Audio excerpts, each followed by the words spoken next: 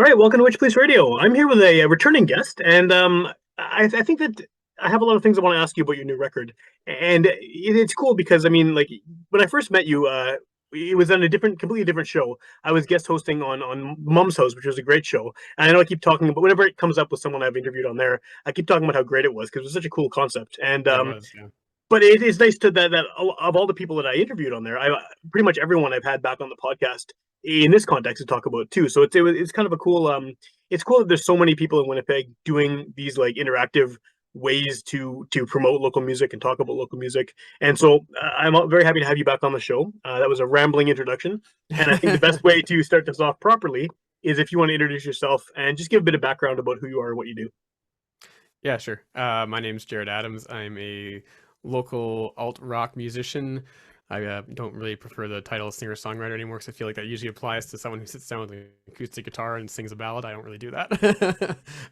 So yeah, local alt rock musician, and I've been playing in the music scene for, oh God, I don't know, too long now to try to count and remember, but quite a while since out of high school basically, in numerous different bands, and then just before the pandemic, I started a solo project and I put out a record then, and now we're here with the second record coming out now, 4 years later or whatever it is. Yeah, well, time doesn't exist anymore, right? The pandemic is No, it completely doesn't. screwed with everyone's concept of time. So Totally. yeah, at some point after the last record, this new one's coming out. That's really all that Yeah. people need to know. So I want to sort of focus on to start with, the genre thing. I know everyone hates talking about that, and like you said, you're not a singer songwriter anymore because of sort of the what that carries with it, the idea of a coffee house folk singer sort of vibe. Yeah. But in listening to the stuff, your singles and everything from this upcoming record, I don't know if you necessarily like, is alt rock really the term anymore? Because it's drastically Well, I different. I don't know, right? That's the other thing too. It's like I don't know where to put it. Like one of the things, like when I had a bio written for me recently, and one of the terms they used was indie-tronica. And Okay, like I okay, guess that kind of applies. Like there's like there's some like synthesizers and drum machines and stuff, and it's kind of got that indie rock sort of sound. But yeah, if you look at what like indie rock is, not really that either. That's more like those bands like Vampire Weekend and stuff like that. So totally, I feel yeah. like it's hard to. I don't really know where to classify my music. That's why I just kind of say alt rock's is sort of like a catch-all, I guess. Well, and I think that, like, I mean, again, it's a question that no one likes answering because it's so hard these days, especially with all these subgenres and Yeah, stuff. But I mean, just comparing the last record to this one, I mean, I think the songwriting kind of behind everything is still there. I mean, you can see like a through yeah, line from record to record, but sonically, it's drastically different, and subject matter wise too, which I want to get into. We'll talk about in a bit, but so given that this has sort of all happened, these two records in a time where everything's been completely uncertain with the pandemic, happening and now ending hopefully, and shows happening again, and just everyone's kind of chaotic. What has what has it been like being a solo artist sort of throughout this whole time, regardless of genre? I mean, this is something yeah. that you've taken on in a very inopportune time to be a solo artist. Yeah. Yeah, I mean, it was I guess it kind of like it sort of made things, I guess, a bit easier in the during the pandemic because there was a lot of like online performances, and it's super easy to Sure. sit down, just plug in an acoustic and play. And that last record, those songs, I wrote them with the intent on sort of having them as acoustic songs, like you could just play with chords or whatever. So that actually panned out not too bad. I ended up playing like a number of like online performances in the pandemic. But yeah, coming out of that now, like playing shows and stuff again, it's a bit harder as like a solo musician because when I'm trying to put on a show with a full band, I have to like arrange, five other people to be there and play. And Yeah. then sometimes some like my regular drummer can't be here, so I got to find someone else. And I mean, that is the benefit, I guess, of like being a solo musician compared to a band. If so, say my drummer can't make it, I can find someone else to fill in. Whereas, in Colored by Numbers, the other band I play in, it's like if the drummer can't be there, it's like, well, that show's just not happening. Right, because you have a set lineup and everyone is equally, yeah, Yeah, it it's makes exactly. sense. It's sort of like this. These are the four people. Whereas with the solo project, I can kind of bring in people as I want and whatnot. And sometimes, like I've played some shows as just a three piece, and I just had to figure out how to like combine all my guitar parts into one so that it still Right, makes sense and fits the song. right. Well, again, I don't want to dwell on the pandemic because I mean, I think I've talked about it Yeah, excessively, and so has everyone else. But just coming out of that, I feel like the subject matter between the two records as well. I mean, the first one, nostalgia was in the title. It's very much focusing on that kind of vibe, like reflecting on. It's just more easygoing. This is a bit heavier, and a bit. I don't know if it's more of a downer. I don't think it is, but it's focusing on some more serious issues that I think have kind of taken over in the public consciousness sort of since the pandemic and everything else has gone on for the last few years. What is the cause of the shift of tone? Is it just sort of taking in everything that's gone on in this dystopian future we're in right now, or what? I mean, that's kind of part of it, but it's actually like it actually goes back even further because when I planned out Tragic Nostalgia, I actually had this album planned out as well as Okay. almost like a counterpoint to it. So I actually like had this album planned since like even before Tragic Nostalgia was written. I kind of like was thinking like Tragic Nostalgia would be this album that's like an introspective sort of me looking back on my past in a tragic way, I guess. And then this album is sort of I like to call it like my hot take on the world. And so it's sort of like my views on everything else. It's like not my past, or like it's sort of more Right. based on how I see the world around me. And so it's totally meant to be like a counterpoint to Tragic Nostalgia. And I think it does that lyrically as well as like sonically too, because I've just like evolved in the way that I've writing stuff. So it's kind of different in that way. Yeah. Yeah. Well, I mean, it's almost I don't want to say it's shockingly different because I mean, obviously, you've written all kinds of music, you've been in different projects over the years and everything, but it's definitely like when I first started hearing the singles coming out that you were releasing, I mean, the electronic stuff aside, Yeah. just the tone of it and sort of like I almost wanted to call it at first like a sci-fi sort of vibe, but it's not Right. because it's like this is what we're actually living through. So what Yeah. I guess like, do you consider it to be a concept record? Yeah, like it's a loose concept record. Like it's kind of yeah, looking at sort of the world and all the problems in it and sort of my take on it. And every song has its own sort of theme, and they kind of focus on a lot of stuff based with like technology in the future and politics and stuff like that. So it Okay. does have like a loose concept to it. It's not like a story or anything there necessarily, but Yeah, but it's the overall subject matter kind of connects from song to song. yeah. What why that stuff? I mean, like you said, you've been working on this for a while. This was an idea you had, like you said a couple minutes ago, well before even Tragic Nostalgia. But what sort of I mean, we're surrounded by this. Is it why write about this? Is it to get admire yourself further into kind of the again, I don't want to say it's depressing, but it's like this kind of negativity. I know you're not talking about negative things only in the record, but do you know what I mean? Like we're sort of surrounded by, especially with technology and with AI and all of these things that you explore sort of on the album and in the promotional stuff as well with the music video and sort of some of the stuff you're posting on social media. It's all very Terminator 2, but Yeah. Yeah, totally. No, I think I know what you mean. And I think I've always just sort of had like I've always been more attracted to art in general that has like a darker tone. sure. Like even when it comes to like movies and like paintings or posters or whatever stuff like that, photography. I've always liked the stuff that has more of a darker tone. Like especially in music, like a lot of the guys in Club Numbers love bands like Wolfpack and like a lot of that 70s sort of funk stuff, and I find it too happy. I don't really Sure, care sure. for it. So I think that's kind of why these songs end up being sort of the way they are. And yeah, you're right. It's not necessarily a fully pessimistic view. I think it's kind of meant to be more of like a somewhat of a critique slash also sort of like I don't really want to say like a warning, but the idea of sort of like making sure that we're on the right track with the way we're doing things, I guess. Right, right. And then, so I guess with that in mind, who is it for? I mean, are you preaching to the choir with this, or are you trying to sort of maybe make people think about some of these topics if they haven't considered them before? Uh, I mean, I would say first and foremost is for me. It's just totally Okay, cathartic. But okay, right on. but I do think though that it's not necessarily like yeah, it's a bit preaching to the choir. I'm sure people who can relate to it will enjoy listening to it. But I do also think that I hope it kind of makes people think about certain things. Like there's a few songs I think have a bit of a message to it where it's I hope people will kind of pick up on that and kind of maybe consider what they do in their life and how it kind of affects the greater world.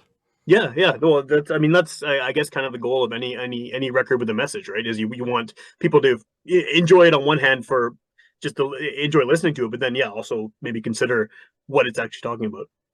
Yeah, and I mean, I've also always like a lot of it comes from just the music I like listening to, and I definitely like listening to music that kind of makes me think and sort of like I'm more of a fan of like cryptic lyrics, and I've noticed a lot lately with a lot of music that a lot of times the story and the characters or whatever the message is just like laid out for you there, and like I get a lot of people like who've been talking about my songs or whatever, kind of like, what is this about? What's this part Yeah, about? And it's like, well, it's kind of it's meant to be up for your own interpretation, right? Like I know what I wrote about, but it's also like I want you to find your own meaning in it. Yeah, some of the songs have a bit more obvious meaning, but yeah. that's kind of my take on it. Well, what do you think is the cause of that though? The I mean, I think you're right. I've definitely heard a lot of songs in recent years that are very unambiguous. Like it's just right there. Yeah. very literal. Why do you think that that's happened? Like, what's happened to us culturally that we've sort of moved away from, more abstract? Not everyone, obviously, but just in Yeah. the mainstream, I guess. I want to think like it kind of is that whole sort of phase of like rock and pop sort of thing, how you have like these like over each decade kind of pop will come into vogue and then it would fall out and then rock will Yeah, come in back and forth. And I think usually when the rock music's kind of up there, that's when some of those lyrics are a bit more cryptic. And I think maybe a lot of rock musicians, when they're writing their own songs, they don't really want to like say exactly what's on their mind.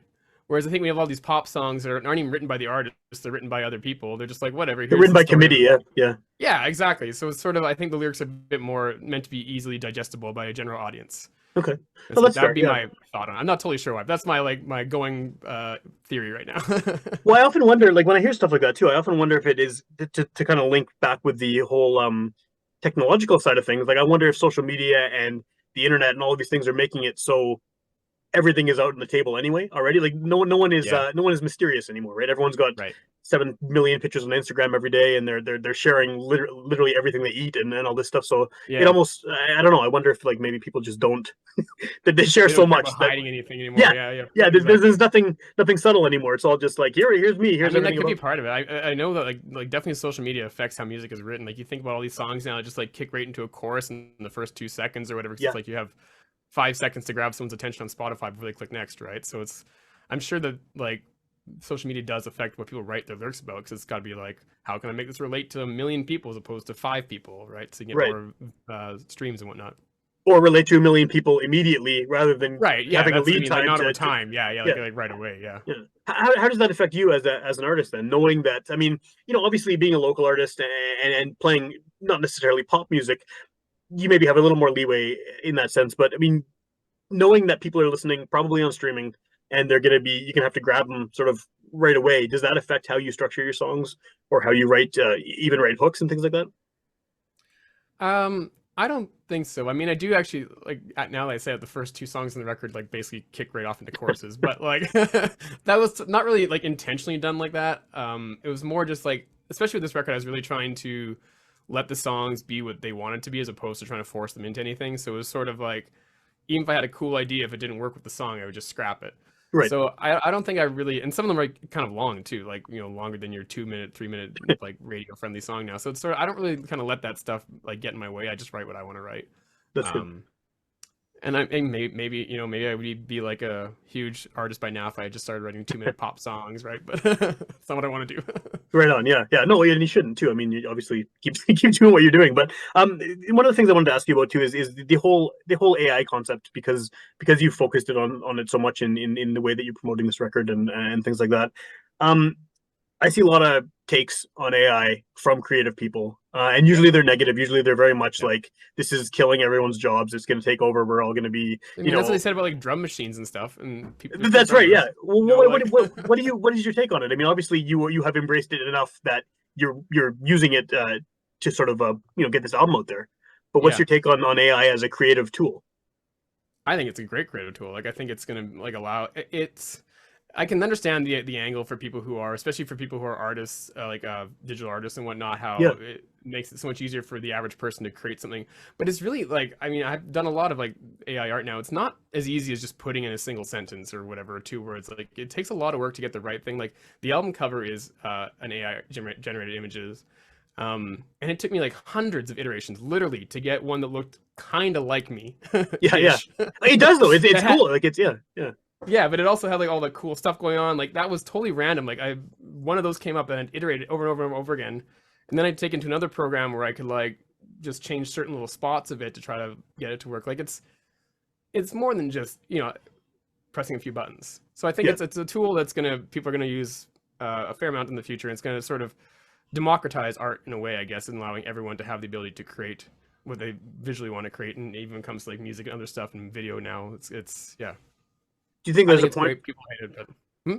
Do you think there's a point where it sort of do you think there's a point where it can take over from the creative human, or do you think there's always going to be that limitation on something I computerized? yeah, I guess the thing that I'm sort of afraid of ish is when it gets to the point where like you go on Netflix or you go on Spotify and you say, hey, I want to listen to a brand new Beatles song, and it can just create a brand new Beatles song in the same style, vocals sound great, lyrics sort Yeah, of similar to a Beatles song. Or like going on Netflix and saying, hey, I want to watch Star Wars Episode 10, right? Or whatever that doesn't exist, and it just creates that for you. Um, and I think that like as a musician, I guess the one benefit I have is that like, or as musicians we have is the live performance aspect of it. Like of course. I think it'll be that'll eventually happen. There eventually will be AI that will put on a live performance and people will love going to see that. But I think that's a little whiles away still. Like I don't think that's well, maybe in my lifetime. I don't know. I hope it's I But hope it's a while away, but it's crazy how fast like this stuff changes. I remember oh when yeah. people first started like AI was first sort of available to the public not even that long ago, and everyone was generating images like crazy. And then now you look at it now, even a couple of years later, and it's the quality and the accuracy and stuff. It's insane. Well, that music video I put up for Welcome to the Metaverse that I made using Yeah, AI, and it's got a bunch of jankiness going. And that one, like even that was a lot of work. Like that was like 3 10-hour days to make that thing. Like it was a lot of work put into that. But it's kind of janky and whatnot. And then like 2 days before I release it, OpenAI releases their video thing, and it's able to just like create this video of like a woman walking through the streets of Tokyo, and it looks yeah. like an actual video. There's no like a little bit of weirdness, but like it's way better than the program I was using. It's just like it's crazy. I'm sure like a year from now or like 6 months from now, it's gonna be Five the next months, next yeah, level yeah. too. Yeah, yeah, yeah. Well, I mean, is there a point in the future where your album, this album you're putting out, gets made by AI? Like, do you think we could be at a point where someone could type in the right information and the right prompts and generate essentially what Probably. you're releasing? Yeah, probably. I mean, I like you're talking about how I post some AI stuff on social media, and I've Hmm. been doing this sort of like this kind of thing where I have the AI is taking over my Instagram account. And then yesterday I had it create a song, and I actually used an AI program to write a song. And like, I mean, you can tell it's weird and digital, and not like Yeah, actually played instruments. But if you were just listening to it as background music or like in a TV commercial or something, you probably wouldn't even realize that it's like an AI generated song. And it's yeah, just it's like, crazy. so I think they'll get, and the program I use for that can actually do like vocals with lyrics and stuff. You can actually put in the lyrics you want to have, and it's like, Yeah, yes, I mean, I'm sure there'll come a point in the next few years where somebody could just basically create this album with a few of the right keywords.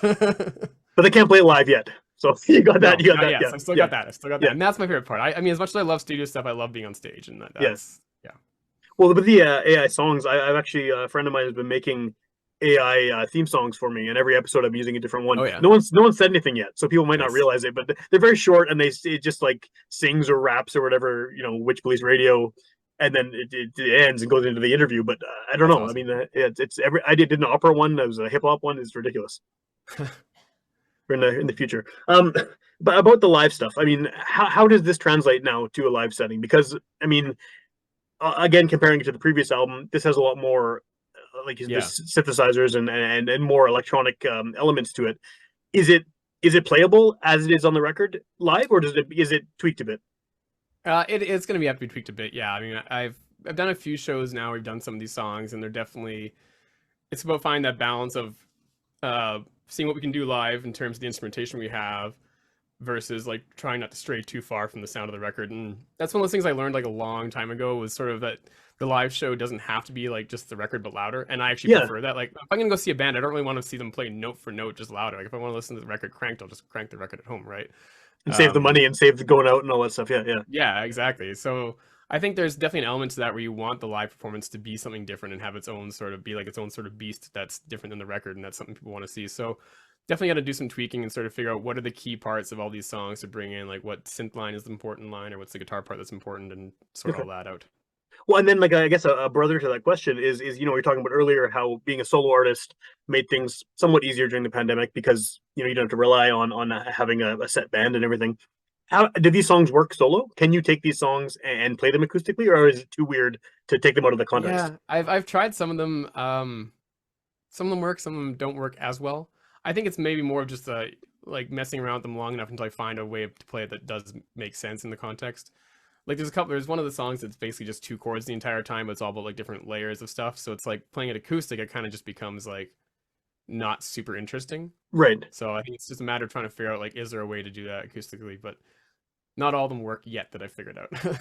Is there a way to play them solo using more electronic type instruments? Like, could you play these with a synth, or is that just too out of Maybe. the original context. I mean, I don't know if I someone wants to haven't. sit there listening to a guy playing a synth and vocals only. I don't know if that's even a thing anymore. But There are some artists like Alex Mayer or Rihanna in Winnipeg who have yeah, their totally, of whole course, like yeah, setup of drum machines and stuff. And it's like that would be I would love to get into that and try that, but that just seems like it's a whole different perspective and a different way from how I make music now. That it's like it would be a huge learning curve probably. But I think like if I were to do something like that, I could probably figure out a way to like translate these songs into that sort of context.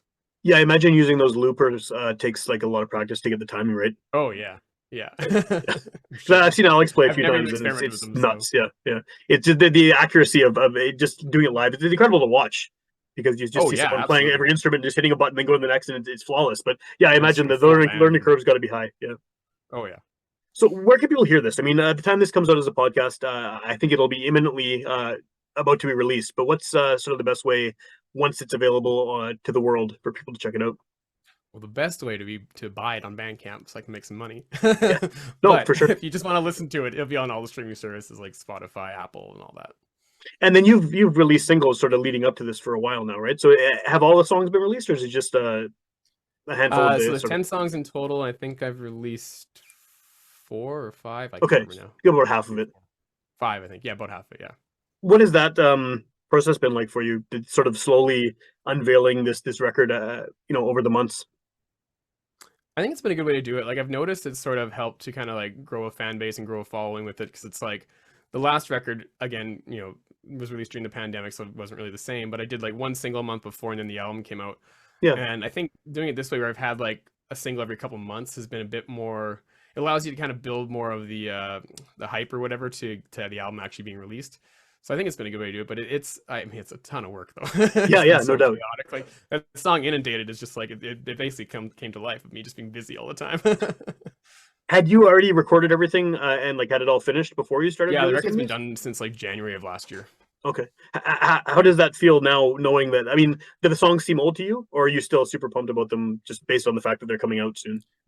No, I'm still pumped about them. Like I still actually like put on the record sometimes and listen to it just like all the way through. Um, Even though some of the songs like I wrote like 4 years ago. But yeah, I still quite enjoy them, and I think that's probably the work I'm most proud of in terms of anything I've ever put out. Yeah, I'm super excited for people to hear it because it's just like it's been such a long time in the works. Yeah, yeah, no doubt. And then obviously again, it's timely with the subject matter too. I think that people can relate. Yeah, and that's kind of it too. Like I really want to make sure this album got out now as opposed to like 5 more years from now or something. Yeah, in which case we're completely overtaken by the robot overlords or whatever. And Yeah, yeah, exactly. It'll all be over anyways. yeah, Yeah. yeah, yeah. So you have a release show coming up soon for this, right?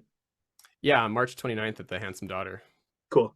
And do you have a? I mean, who's playing with you? Do you have a band that sort of is the band for this project, or are you just finding individual people, or how is that working? Yeah, no, so I've got Mike McDermott, who also plays in Club Numbers. He's just playing on drums and he played on the album as well. And then I have Brian Yo on bass, who also played on the album. And then Alex Koza, another Club Numbers guy. I've just kind of pulled them all into this group. Yeah, He's yeah, playing some piano and keyboards. And I've got my friend Daniel Pearson on the guitar. So that's sort of the core lineup. And then I am going to be bringing in some guest musicians for the show. Basically, everyone who's on the album. So we got the horn section from Apollo Sons. cool. And we got some strings, and yeah, it's gonna be a crowded stage. Yeah, it's not a giant stage either. There, so it'd be fun to see. I think. Yeah, that's awesome. I was gonna ask you something, and I'd completely. As soon as you mentioned horn section, I started thinking about horns, and then no, it's gone. But I know what I was gonna ask. So obviously, the album release show, you're gonna be playing stuff from the new record. That's gonna be the focus. Yeah. Is it too jarring to play songs from Tragic Nostalgia mixed in with these? Like, I mean, in future, I'm thinking about you playing shows, after the album's out. Is it Yeah. too weird to sort of combine the two, or do you think that they flow well enough together? I don't think so. Like we actually are gonna be doing a few songs off Tragic Nostalgia. There's a couple like the song Tides on that album is very much that kind of like almost influenced a lot of what I did on this album because when I put that album out and everyone's like, oh, Tides, this is a really cool song. It had like the electronic drums and sort of the building Yeah, guitar parts and stuff. And so I kind of like leapt off from there. So yeah, that song fits in with everything else. So we'll do that one, and I think there's a few others that are sort of just more straightforward kind of rock songs that kind of just good like hype songs. So we're obviously going to yeah, include them in the set. awesome. And then, do you have more shows planned, like after this, to sort of continue off the excitement and everything of the album release? Nothing yet, but I've hoping to get some festival dates this summer is sort of the plan, and then try to line some other stuff up but nothing yet. I've just been too busy trying to plan this one to even think about like another show just yet. Well, that's the other part of it too, right? Is it's such a one man job now because everyone has to, Yeah, especially because you're making the videos and all that as well, right? It's not just playing the song, someone else recording it, and then you're good, right? walking It's away. Yeah, yeah. everything else. Yeah, yeah. That's yeah, it's a lot of work. So this being a podcast, someone could hear it the day it comes out, and then the album's just about to be released, or they'll hear it like a year from now or whenever. What's the best way to sort of keep up with what you're up to as far as future shows or future recordings and that kind of thing? Generally most active on Instagram at Jared Adams Music. You can also just go to jared-adams.com and that'll have a redirect to all of my social medias and all that. Cool. And then I'm assuming you'll put the show dates and stuff up there, or on all of them, probably, right? Yeah, it'll be up on all of them. Yeah. Is this getting a physical release or just digital? I wanted to do just digital because it sort of fit with like the themes of the album, but I am getting a few CDs made, like super limited run, I think like 50, just Cool. because there's like a few radio stations and stuff, and just some people just want to collect and buy CDs still. So I'm doing it. Yeah, I know exactly. So I'll Yeah, send you one. yeah, awesome. Right on. I always have to ask because I'm always, in this case, I was legitimately curious because of the sort of the subject matter and the Yeah. whole vibe of the record. Right? It would have made sense to do it strictly digital. I I wouldn't, actually I actually had plans to release it as an NFT, but that kind Oh of fell wow, wow. Yeah, through. I don't know if I don't know if I can get behind that. That whole universe of stuff is just completely. It's either over my head or like maybe I feel I don't know. I can't do the NFTs. That's fair. I think I That's just don't fair. understand it. It was more, well, Our Lady Peace put out an album as an NFT, but it's sort of this thing where like you got the album and you got like a NFT image that was sort of the album cover, but they also sent you a whole bunch of other stuff like a signed album cover and stuff Okay, that's and a cool. bunch of other stuff. So there's like some of the bonuses. So I would have done something like that where it would have been like, yeah, you have the NFT, but you also get a bunch of other sort of swag and whatnot. That would have kind of been the plan. Are NFTs even still a thing? I don't know. It just I seemed don't like know. a Yeah. cool, modern, technological way to do Yeah. it. Yeah. Right on. Right on. It seemed like Okay. it fit So with the rest of the album theme, you know? yeah, yeah, for sure, for sure. So people should go to Bandcamp once the album's out. When is the release date of the album? March 15th. March 15th. Okay, which will be right around the time this podcast comes out. So very soon, if you're listening on the day it gets released, and people should go to Bandcamp, stream it wherever. Go to your website, go to your social media, and yeah, the show's on the 29th at the Daughter with a bunch of people on stage playing songs about our dystopian future. Yeah.